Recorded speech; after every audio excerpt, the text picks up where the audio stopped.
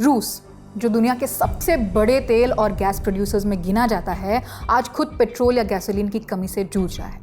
वजह है यूक्रेन के लगातार ड्रोन हमले, जिनमें रूस की कई ऑयल रिफाइनरियों और एनर्जी इंफ्रास्ट्रक्चर को भारी नुकसान पहुंचा है।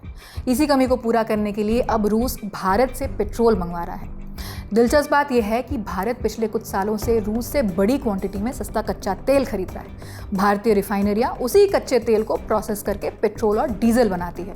अब उन्हीं रिफाइनरियों से तैयार पेट्रोल रूस को भेजा जा रहा है। यानी एक तरह से देखें तो रूस अपना ही बेचा हुआ कच्चा तेल भारत में रिफाइन होने के बाद पेट्रोल के रूप में वापस खरीद रहा है।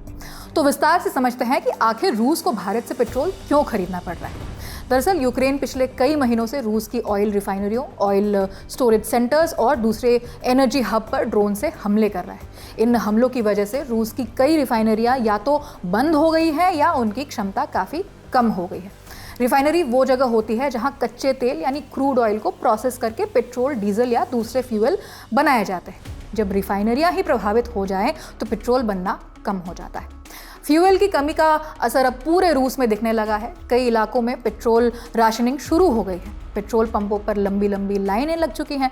कई जगह पेट्रोल की कीमतें रिकॉर्ड स्तर पर पहुंच चुकी हैं। कुछ पंपों पर तो फ्यूल खत्म भी हो चुके हैं। रूस बहुत बड़ा देश है, 11 अलग अलग टाइम जोन में फैला हुआ देश है। इसलिए जब कई रिफाइनरियों पर हमले हुए तो इसका असर सिर्फ एक शहर या एक इलाके तक सीमित नहीं रहा।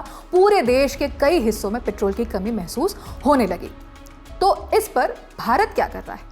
न्यूज़ एजेंसी रॉयटर्स के मुताबिक भारत से पेट्रोल लेकर जहाज रूस पहुंचना शुरू हो चुका है। इंडिया टुडे से जुड़े सूत्रों के मुताबिक करीब 60,000 मीट्रिक टन पेट्रोल भारत से भेजा गया है। दूसरे सूत्रों ने बताया कि 30,000 से 40,000 मीट्रिक टन पेट्रोल ले जाने वाले 2 टैंकर रूस के लिए रवाना किए गए। हालांकि अभी ये साफ नहीं है कि भारत की कौन कौन सी रिफाइनरी ये पेट्रोल सप्लाई कर रही है। तो सवाल ये है कि ये इतना बड़ा मामला क्यों माना जा रहा है? आमतौर पर रूस दूसरे देशों को तेल और फ्यूल बेचता है, लेकिन पहली बार हालात ऐसे बन गए हैं कि उसे अपनी घरेलू ज़रूरतें पूरी करने के लिए विदेश से पेट्रोल खरीदना पड़ रहा है। यानी जो देश खुद एनर्जी का बड़ा एक्सपोर्टर माना जाता था, वही अब इंपोर्ट करने पर मजबूर हो गया है। मीडिया रिपोर्ट्स के मुताबिक रूस सिर्फ भारत से ही पेट्रोल नहीं खरीद रहा है, बल्कि दूसरे देशों से भी ईंधन मंगवाने की योजना बना रहा है। इसके अलावा सरकार डीजल के एक्सपोर्ट पर रोक लगाने जैसे कदमों पर भी विचार कर रही है, ताकि पहले घरेलू बाजार में ईंधन की अवेलेबिलिटी सुनिश्चित की जा सके। रूस के राष्ट्रपति व्लादिमीर पुतिन ने एक्सेप्ट किया है कि यूक्रेन के ड्रोन हमलों की वजह से रूस के कई इलाकों में फ्यूल की कमी हुई है। क्रेमलिन में मंत्रियों के साथ मीटिंग में उन्होंने कहा है कि सरकार इस प्रॉब्लम को दूर करने के लिए काम कर रही है। हालांकि बाद में रूसी सरकारी टीवी को दिए इंटरव्यू में पुतिन ने दावा किया कि इन हमलों का यूक्रेन वॉर में रूस की सैन्य स्थिति पर कोई असर नहीं पड़ा है। उन्होंने कहा कि यूक्रेन के हमले लड़ाई का रुख नहीं बदल सकते।